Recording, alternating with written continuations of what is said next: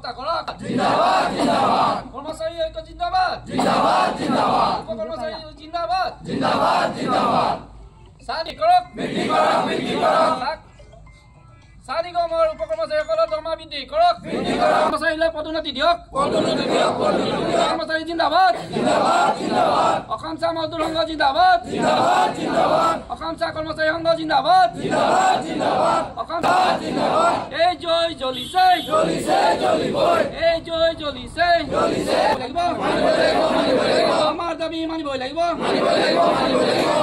বৰ্ধিত নিৰীক্ষক আমাৰ দাবী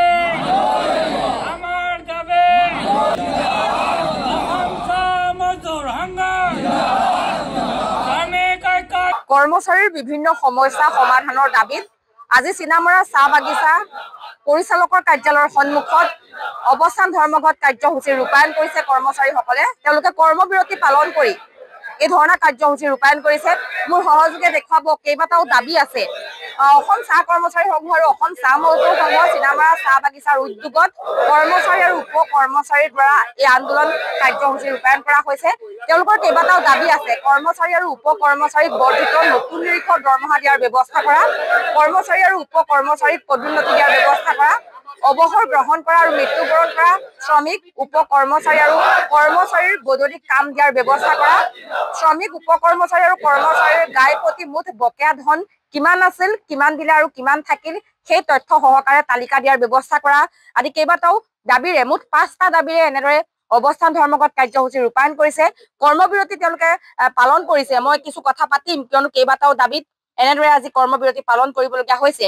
আপোনালোকৰ দীৰ্ঘদিনীয়া দাবী বহুত আছে, কিন্তু সেই দাবীসমূহ সমাধান কৰিবলৈ কোনেও ব্যৱস্থা গ্ৰহণ কৰা নাই, যাৰ বাবে আপোনালোকে কৰ্মবিৰতি পালন কৰিবলগীয়া হৈছে।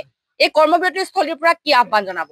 আমি আহ্বান জনাইছো আমাৰ মাননীয় মুখ্যমন্ত্ৰী তথা আমাৰ শ্ৰম মন্ত্ৰী ৰূপেশ গোৱালাদেৱ তেখেতসকলেও আমি আহ্বান জনাইছো যে অসম চাহ নিগমৰ বাগিচাখনলৈ তেওঁলোকে আহক আৰু ইয়াৰ শ্ৰমিক আৰু কৰ্মচাৰী কি নিৰ্যাতিত হৈ আছে তেওঁলোকৰ খবৰ লওক।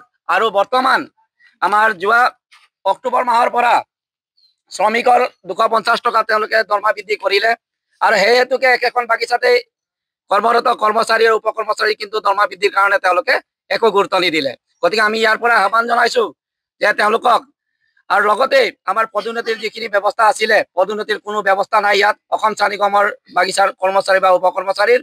আৰু 250 টকাতে বৰ্তমান যিখিনি অৱসৰপ্ৰাপ্ত বা মৃত্যুবৰণ কৰিছে কৰ্মচাৰী তাৰ সলনি নতুনকে কৰ্মচাৰী নিযুক্তি বা উপ কৰ্মচাৰী নিযুক্তি নিদি 250 টকা শ্ৰমিকৰ দ্বাৰাই বেতন দি পেলানি কৰ্মচাৰী আৰু উপ কৰ্মচাৰীৰ কাম কৰি থাকিবলগীয়া হৈছে। গতিকে তেওঁলোককো প্ৰমোচনৰ ব্যৱস্থাটো কৰি দিব লাগিব আৰু স্থায়ীকৰণ কৰিব লাগিব।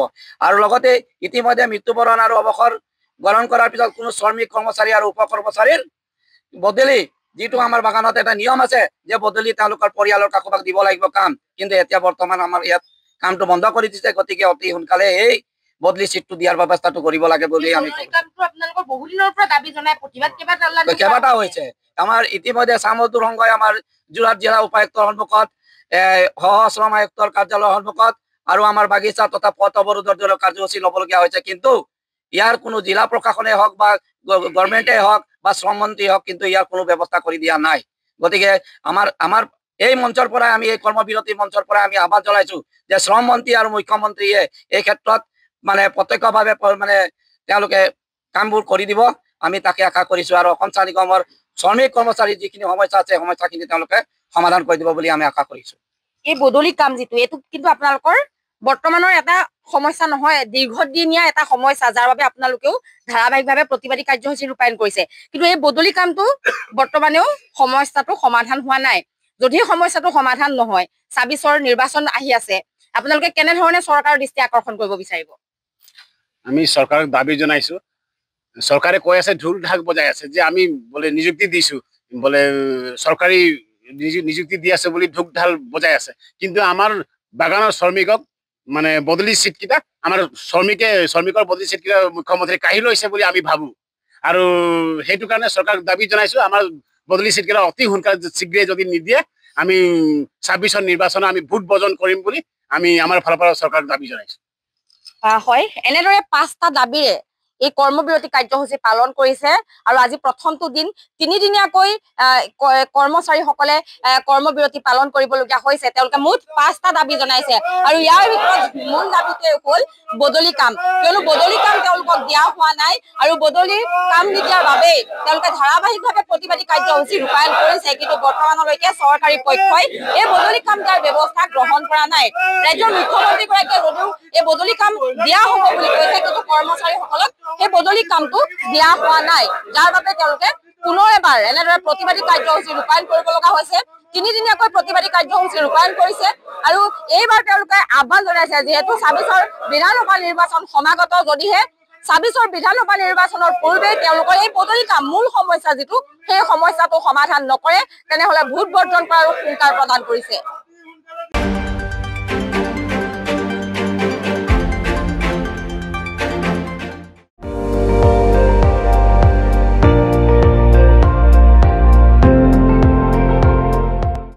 আপুনি চাই আছে ND24 সৰ্বশ্ৰেষ্ঠ নহয় সৰ্বোত্তমৰ দৌৰ